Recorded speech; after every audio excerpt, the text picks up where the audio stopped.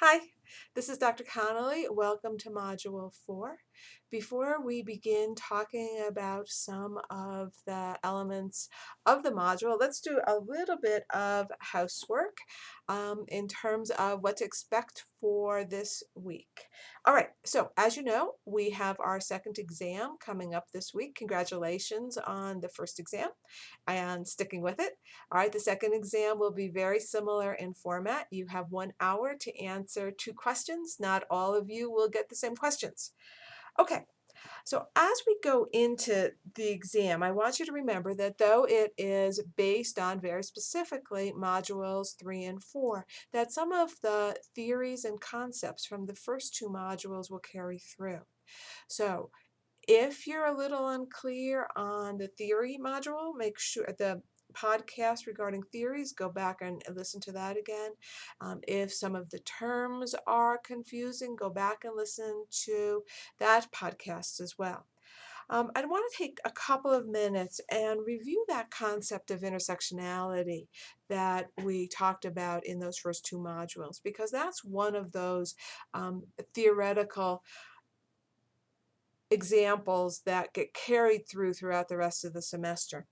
Kind of intersectional analysis or intersectionality is considered kind of the most important innovation in theorizing in the late 20th and early 21st centuries. So let me review it just a little bit. Before kind of the 1980s, 1990s, there was a real sense in theorizing that we could use just a few discrete groups, race and sex, for example, sometimes class, as kind of discrete groups, and we would do our analysis based on, for examples, whites versus non-whites, men versus women, middle class versus working class. Years ago, several years ago, and as many of you pointed out in some of your essays on that first exam, Kimberle Crenshaw is recognized as helping to formulate the importance, instead of using those discrete categories, for having an intersectional analysis.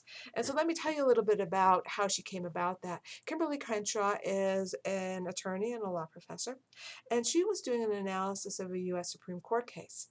In that case, the plaintiff, the person bringing forth the case of discrimination, was a Black woman. And one of the justices literally asked her, "Are you bringing forth this case as an individual who is Black or as an individual who is a woman?" And the reality is it made a difference, because claims based on race have a higher level of review than those that are brought forth on sex. Now, you don't need to know that law, all right, or how that works in the 14th Amendment, although please take an advanced class with me and we'll go over that. Um, but of course, the plaintiff in that case said, "Are you crazy? You know, it's not that I'm Black, or it's not that I'm a woman. I'm a Black woman bringing forth this claim." And Crenshaw sat back and said, "Yes, all right, of course she is."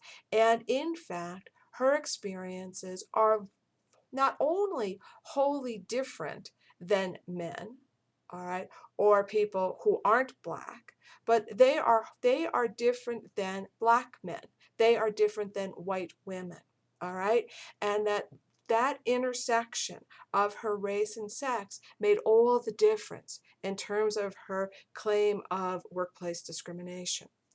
Okay, so you will see that many of our authors use an intersectional analysis. They are not simply making arguments based on all women, for example, but instead, in fact, challenging notions that all women have this particular experience, right? All women are treated the same way. That just isn't the case. And in fact, over and over again, we see examples that, in fact, one's ethnicities, one's age, one's sexuality, one's ability or disability status is as important, if not more important, in terms of one's experience or even a group's experience with a particular phenomenon. Okay?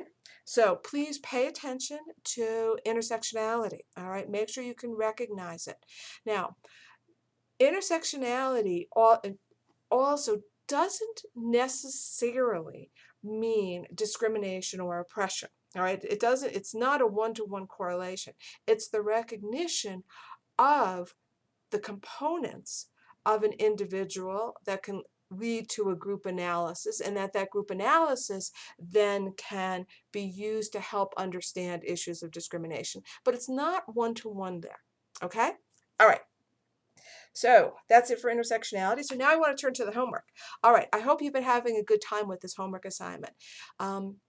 This homework assignment puts you in the position of a researcher.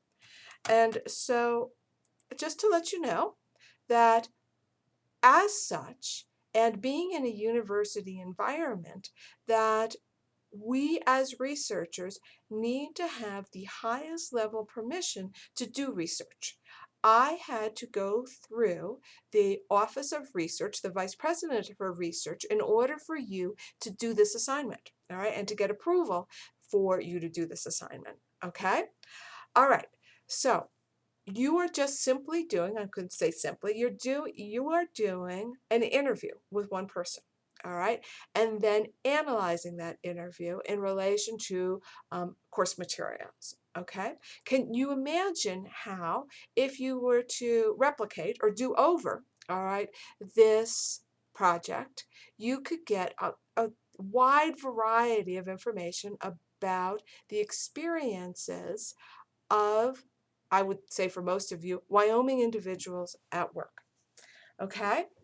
So as a research project, I want you to, again, pay attention to in our text when the authors are summarizing an empirical research project, all right, that they are kind of asking and I'm going to give you the components of a research project.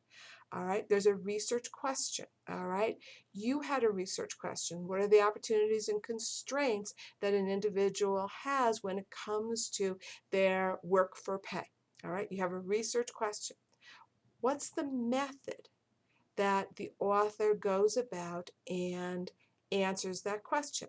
You're doing interviews. All right, there are other ways. You can do observation, and that observation can be either as a participant, which you did in your first assignment, where you were, for some of you, you were participating in some event and you wrote about it, where you kind of watched gender at play. All right, you can do observation, you can do interviews, observations. We've all filled out questionnaires, case studies. All right, archival research. All right, that's your method. All right. Your method will often include, in your case, you're just doing kind of one interview, but you'll always see our authors will tell you, how many individuals did they interview, or how many cases did they look at, all right? So what are the methods, right? Often you'll be addressing some kind of theory, right? Either one of the general theories that we went over in that first module, or a more specific theory that's often related to one of those general theories. For example, how does human capital theory play out when we look at individuals' kind of workplace experiences? All right, after theories, you have a findings and analysis, and then a conclusion that goes back to and answers your research question. And then sometimes at the end of the study, you will see questions for future research. At the end of any research, there's always the ability, and there should be, right, to ask another question. All right, what's your next step in this project? So again, kind of that research procedure is to have a research question, to use the best method to answer that question. All right, all right. Are you addressing any theories? Does your work address any theories? All right. Are you confirming? Are you denying some of the theories that are out there? What are the findings and analysis from your research? Right? And then what are your conclusions? going back and answering that research question, as well as perhaps questions for future research.